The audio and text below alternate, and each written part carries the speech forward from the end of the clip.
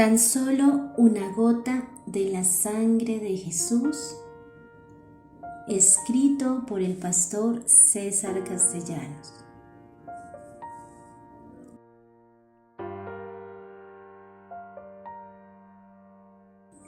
Introducción.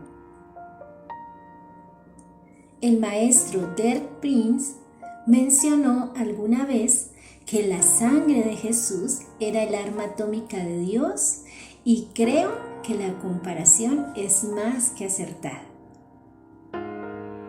La bomba atómica fue el arma que cambió para siempre la guerra, pues tiene el poder de destruir totalmente al enemigo de manera instantánea y sin necesidad de un confrontamiento directo. Y esto es precisamente lo que la sangre de Jesús puede hacer cuando aprendemos a aplicarla correctamente. Cae sobre territorio enemigo y devasta las fortalezas, rompe las cadenas, destruye para siempre la maldición y disipa la oposición en un solo instante.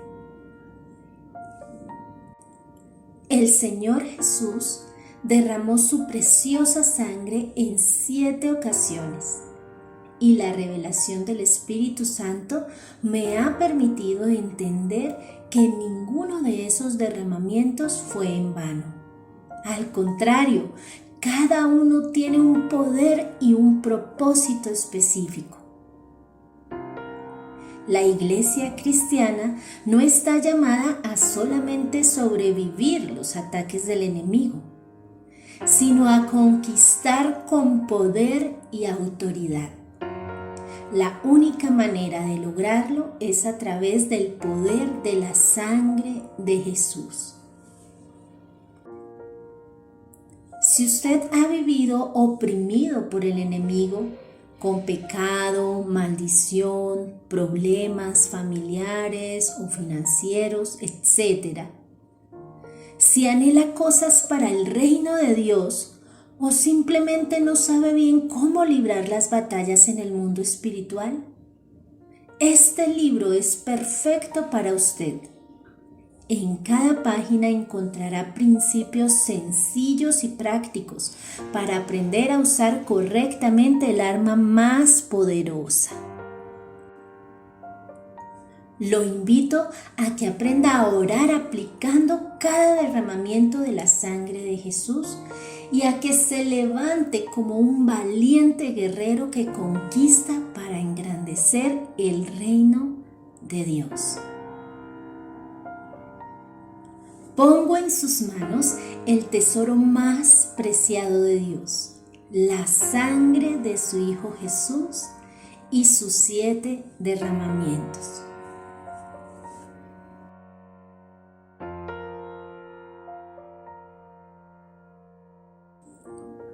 Capítulo 1. La sangre que brotó de la frente de Jesús como grandes gotas de sudor.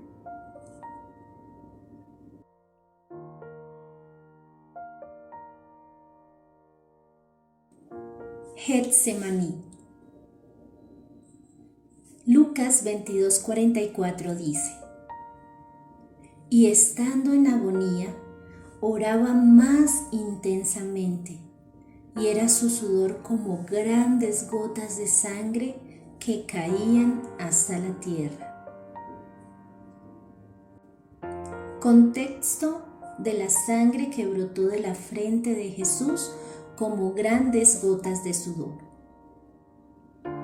Jesús derramó la sangre que brotó de su frente como grandes gotas de sudor por la agonía que sintió cuando estaba en el huerto del Getsemaní, poco antes de ser traicionado por uno de sus discípulos.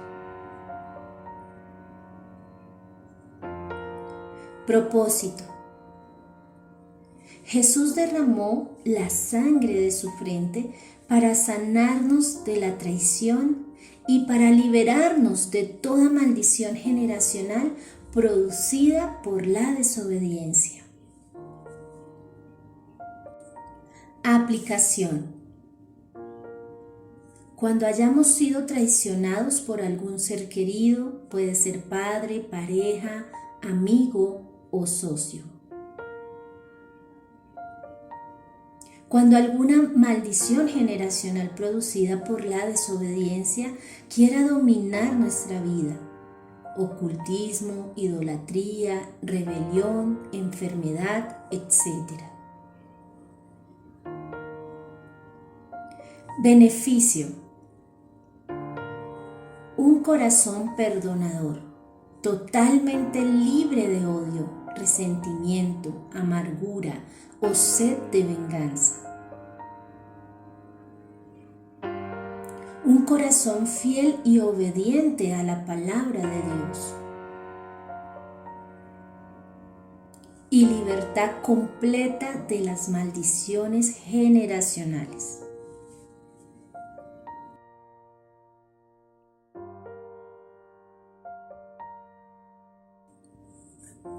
Amy Carmichael era una misionera al sur de India. Si ella nunca hubiera experimentado tanto sufrimiento, su nombre probablemente no sería tan bien conocido hoy en día. Ella pasó 56 años en el campo misionero y nunca regresó a casa para reportarse a las iglesias. Un accidente le causó gran daño en su pierna y la dejó encamada por los últimos 20 años de su vida. Fue durante estos años en cama que escribió muchos de sus 40 libros. Dios usó su experiencia de sufrimiento para traer ánimo a millones de personas. Fue este entendimiento de la habilidad de Dios para cumplir su promesa de Romanos 8:28 el que permitió que la señorita Carmichael escribiera: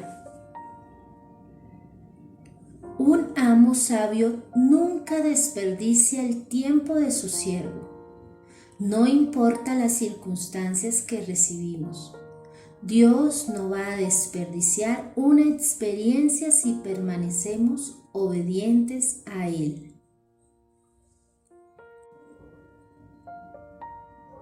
Jesús fue enviado a la tierra con la misión de redimir a la humanidad y se mantuvo fiel a la voluntad del Padre hasta cumplir su misión con éxito. Sin embargo, no siempre fue fácil. En el huerto del Getsemaní, el Señor experimentó su mayor agonía, pero fue en aquel lugar donde el Salvador conquistó la redención. Los dos huertos. Cuando Dios creó al hombre, lo puso en un hermoso huerto, en el Edén. Allí tenía toda la provisión que necesitaba. Desafortunadamente, el hombre cayó en la trampa del pecado y cambió la bendición de la obediencia por la maldición de la rebeldía. Todo lo perdió en un huerto.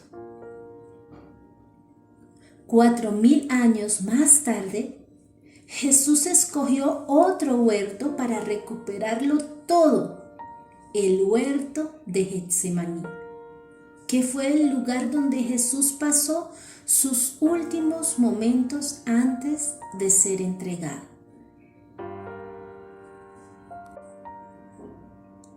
La agonía de Jesús en Getsemaní. Estando en Getsemaní, Jesús se refugió en la oración, pues sabía muy bien que tenía una importante misión, la de redimir a la humanidad, y que estaba a punto de enfrentar momentos difíciles. Pero cuando se acercaba el momento crucial, algo sucedió. El Señor empezó a sentir una agonía tan grande que de su frente empezaron a correr gotas de sangre mezcladas con sudor. Lucas 22:44 dice: y estando en agonía, oraba más intensamente, y era su sudor como grandes gotas de sangre que caían hasta la tierra. Recordemos que sudar sangre es un caso excepcional que solamente se produce ante situaciones de sufrimiento y tensión extremas. El mismo Señor lo expresó antes de apartarse a orar, en Mateo 26:38. Mi alma está muy triste hasta la muerte. Quedaos aquí y velad conmigo. Trate por un momento de visualizar la escena. El Redentor del mundo sudando sangre. Creo que ninguno de nosotros ha enfrentado una agonía tan fuerte. Ahora, ¿qué fue lo que produjo tal sufrimiento en el Señor? ¿Acaso tener que pasar por la humillación y el escarnio público? ¿El sufrimiento de la cruz?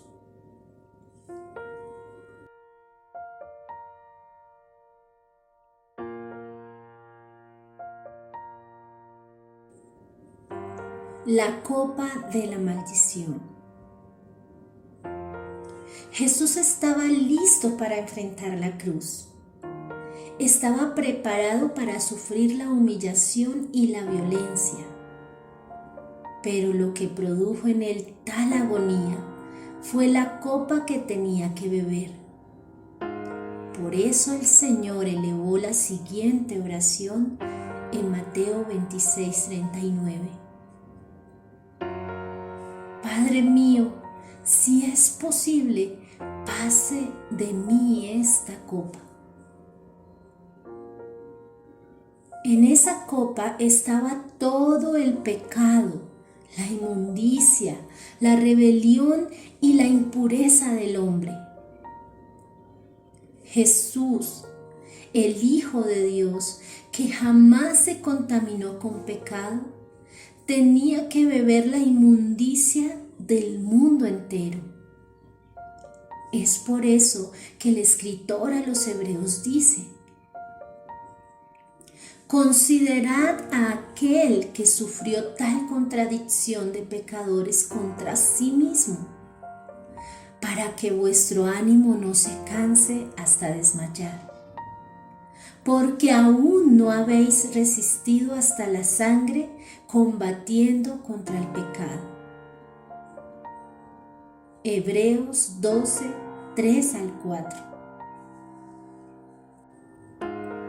Cuando Jesús pronunció aquella oración, todo el cielo se congeló. Si Jesús no bebía esa copa, no habría redención para la raza humana. Todo el reino celestial estaba expectante. ¿Qué haría Jesús? ¿Decidiría como Adán de acuerdo a sus propios deseos? ¿O se sometería a la voluntad divina? Segundos después, Jesús completó su oración con una frase que cambió para siempre la historia de la humanidad. Lucas 22:42 dice: pero no se haga mi voluntad, sino la tuya. Fue un momento glorioso. En ese preciso instante la redención de la humanidad fue conquistada. A pesar de todo el sufrimiento que estaba experimentando, Jesús tomó la decisión de beber aquella copa y de hacer la voluntad del Padre. Jesús fue fiel en todo. Actuó basado en la palabra de Dios y no en sus sentimientos. Tristemente, este tipo de fidelidad no es algo común, pues muchos olvidan que la fidelidad es una cuestión de voluntad y no de emociones. Es importante que usted recuerde que en el huerto del Edén el sudor de Adán tipificó la maldición. En Génesis 3:19 dice: con el sudor de tu rostro comerás el pan hasta que vuelvas a la tierra. Y es precisamente por eso que para redimir la maldición, la sangre de Jesús brotó como grandes gotas de sudor. Esta escena completa nos permite entender claramente el propósito de este derramamiento. Cómo Jesús derramó su sangre a causa de la agonía que le producía la copa de la maldición. Pero lo hizo demostrando fidelidad y obediencia. Una sola gota de esa sangre tiene el poder para desarraigar cualquier maldición generacional que haya entrado a nuestra vida por causa de la desobediencia y para crear en nosotros un corazón fiel que viva de acuerdo a la palabra de Dios.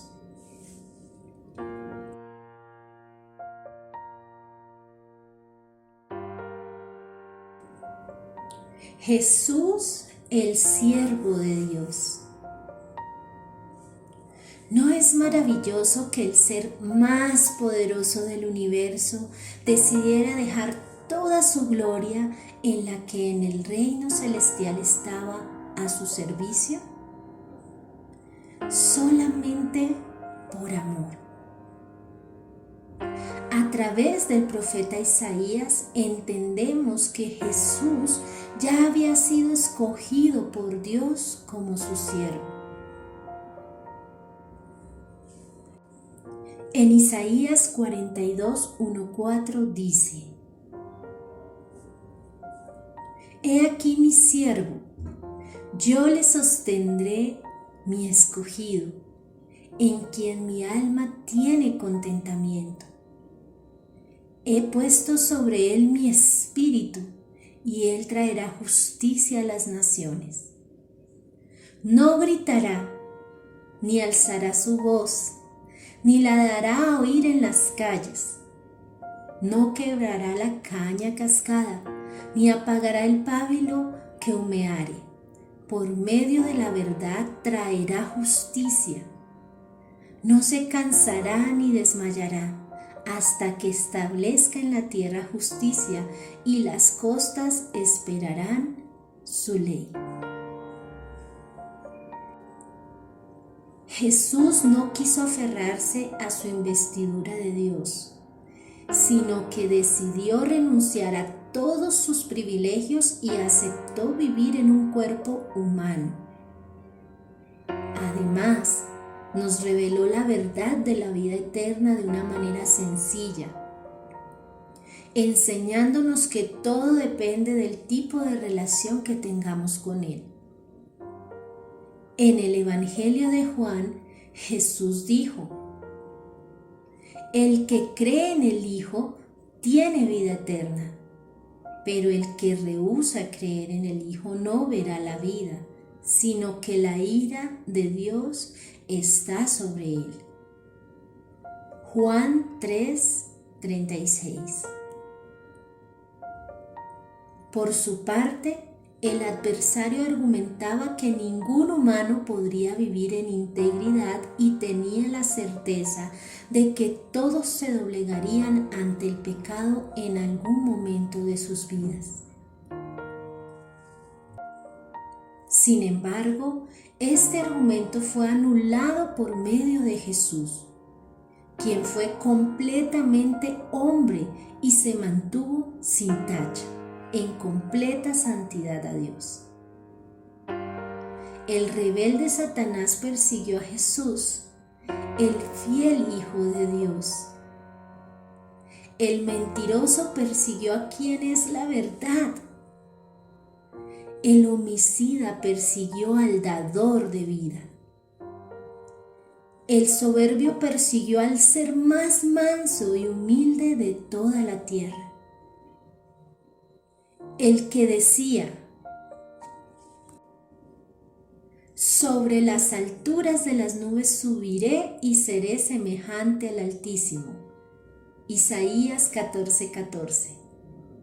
Ese se levantó contra aquel que, siendo en forma de Dios, no estimó el ser igual a Dios como cosa a que aferrarse, sino que se despojó a sí mismo, tomando forma de siervo, hecho semejante a los hombres, y estando en la condición de hombre, se humilló a sí mismo, haciéndose obediente hasta la muerte y muerte de cruz.